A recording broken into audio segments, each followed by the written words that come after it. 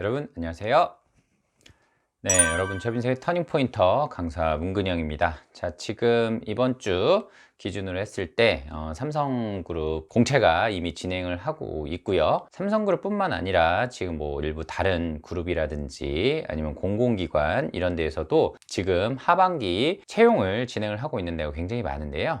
역시 저한테도 많은 컨설팅 의뢰가 들어오고 있는 그런 상황입니다. 그런데 많은 그 지원자분들이 자기소개서 작성을 하시면서 소제목을 달아야 되느냐 말아야 되느냐 이런 부분에 대해서 굉장히 고민을 많이 하고 계시는 것 같더라고요. 그래서 오늘은 제가 이 자기소개서 관련된 부분 중 소제목 관련된 내용을 제가 명쾌하게 얘기를 해 드리도록 하겠습니다. 자, 오늘도 자기소개서 지금 현재 쓰고 계시는 분이라고 하면 소제목 달아야 될지 말아야 될지 제가 명쾌하게 얘기해 드릴 테니까요. 끝까지 시청 부탁드리겠습니다. 자, 그럼 본격적으로 시작을 해 보도록 하겠습니다. 자기소개서 작성할 때 소제목을 다는 편이세요? 안 다는 편이세요? 그러면 전문가 입장에서 이거를 달아야 되느냐 말아야 되느냐 라고 했었을 때 제가 정확한 기준을 좀 말씀을 드려 보도록 하겠습니다. 자기소개서 같은 경우에는요, 여러분들 글자 수가 400자 미만인 경우에는 달지 마시고요, 400자 이상인 경우에는 달아주시는 게 좋을 것 같습니다. 다 이유가 있어요. 400자 미만인 경우에는 소제목을 단다라고 했었을 때 그 글자 수까지도 내용을 작성을 해야 되는데 너무 부족한 그런 상황이 되는 것이죠. 그래서 400자 같은 경우에는 굉장히 짧은 글자 수이기 때문에 소제목까지 달아버리게 되면 오히려 내용을 좀 자세히 쓸 수 있는 이런 가능성을 놓쳐버리는 그런 수가 있기 때문에 400자 미만 같은 경우에는 달지 않으시는 게 좋을 것 같고요. 400자 이상인 경우에는 저는 달아주셔도 된다, 이렇게 말씀드리겠습니다. 400자 미만도 있나요? 이렇게 또 물어보시는 분이 있을 수가 있는데요, 글자 수를 200자로 제한 두는 기업도 있고요, 300자로 제한을 두는 데도 있고요, 어디는 150자로 제한을 두는 경우도 있습니다. 그래서 제가 400자 기준으로 말씀을 드렸습니다. 그래서 소제목을 달지 말지를 결정할 때는 이 400자 글자 수를 기준으로 해서 소제목을 달지 말지를 결정하시면 되겠습니다. 이건 명확하게 말씀드렸어요. 자, 그러면 왜 소제목을 달아줘야 하는가? 소제목이 어떤 역할을 하길래 소제목을 달아주는 게 좋느냐? 이제 또 이렇게 물어볼 수가 있는데요. 네, 소제목은 다 그만한 이유가 있기 때문에 달아주는 것입니다. 소제목을 달아줌으로 인해서 그 한 줄로 그 밑에 내용을 전체적으로 다 파악을 할 수가 있기 때문인 것이죠.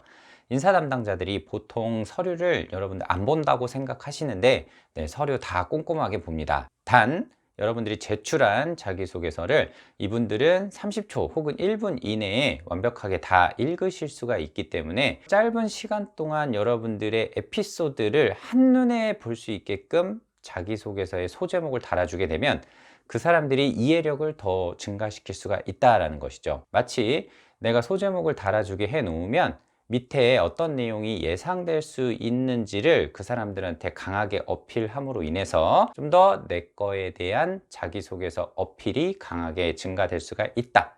저는 이렇게 생각을 하기 때문에 이런 소제목을 꼭 써주는 편이다 라는 거고요. 예를 제가 들어드린다라고 하면 성격의 장점 부분에서 친구들로부터 걸어 다니는 스케줄러다, 이런 소제목을 달았다라고 하면 이 사람은 시간 관리를 굉장히 잘하는 사람처럼 밑에 장점이 나오겠죠. 이런 식의 소제목을 달아주게 되면 밑에 내용을 어느 정도 유추한 상태에서 내 자기소개서 항목을 읽어볼 수가 있기 때문에 충분히 장점이 될 수가 있다 라는 거예요. 자, 그런데 이 소제목을 달 때 여러분들 주의사항도 꼭 있습니다. 그냥 무작정 다 소제목을 달면 안 되는 것이죠. 자, 주의사항에 대해서 제가 말씀드려 볼게요. 자, 첫 번째는 소제목을 달 때 20자 이상 너무 과도하게 길게 다는 거는 저는 추천드리지 않습니다. 너무 길게 되면 오히려 그게 한 줄처럼 느껴지기 때문에 이게 소제목의 역할을 크게 못하는 그런 경우도 생길 수가 있어요. 그래서 저는 적절한 소제목의 길이는 20자 전후가 가장 적절하다라고 저는 말씀드릴 수 있을 것 같습니다. 실제 저도 소제목 달아서 작업해 드릴 때 20자 전후로 해서 제가 작업을 해 드립니다. 자, 두 번째, 대명사 위주의 너무 뻔한 단어들을 소제목에 달아주시면 안 됩니다. 좀 전에 제가 성격의 장점 부분에서 얘기를 해 드렸었는데요, 가끔 성격의 장점 부분에서 근면성실, 책임감 이런 식으로 대명사 위주로 이제 얘기를 해 주시는데 굉장히 포괄적인 의미를 갖고 있기 때문에 다른 사람과 차별화가 되지 않습니다. 그래서 소제목 같은 것을 쓰실 때에는요, 반드시 나한테 맞는 특화된 단어를 선택을 하시는 게 가장 좋습니다. 책임감이라고 하면 한번 시작하면 끝까지 해내는 책임감, 이런 식으로 써준다 라든지, 꼼꼼함이다 라고 하면 숫자 기반의 꼼꼼함, 이런 식으로 써준다 라든지, 나의 좀 특화된 이런 소제목을 달아주시는 게 가장 좋고요. 가급적 너무 대명사 위주로는 피해 주시는 게 좋습니다. 아시겠죠? 자, 마지막으로 소제목을 다실 때에는 전체 내용을 아우를 수 있는 그 내용을 달아주시는 게 가장 좋습니다. 간혹 어떤 분들의 경우는 에피소드의 일부만 강조하시는 그런 소제목을 달아주시는 경우도 있고요.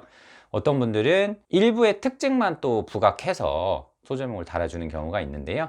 내가 그 안에서 강조하고자 하는 내용 부분이 무엇인지를 내가 소제목으로 인해서 본문 내용 전체를 커버할 수 있는 소제목을 달아주시는 게 가장 효과적이다, 이렇게 말씀드릴 수 있을 것 같습니다. 자, 오늘 제가 여러분들한테 소제목 관련된 명확한 기준에 대해서 제가 말씀을 드렸는데요. 이 부분 별거 아니다 이렇게 생각이 들 수도 있는데, 이 소제목 하나 때문에 여러분들의 자기소개서가 읽히고 잘 안 읽히고 이런 부분까지 영향을 줄 수가 있습니다. 그래서 소제목 달 때 제가 오늘 안내해드린 이 가이드 잘 참고하셔서 꼭 여러분들 합격하셨으면 좋겠습니다. 자, 저는 여기에서 인사드릴게요. 저는 여러분들 취업 인생의 터닝포인터 강사 문근영이었습니다. 고맙습니다.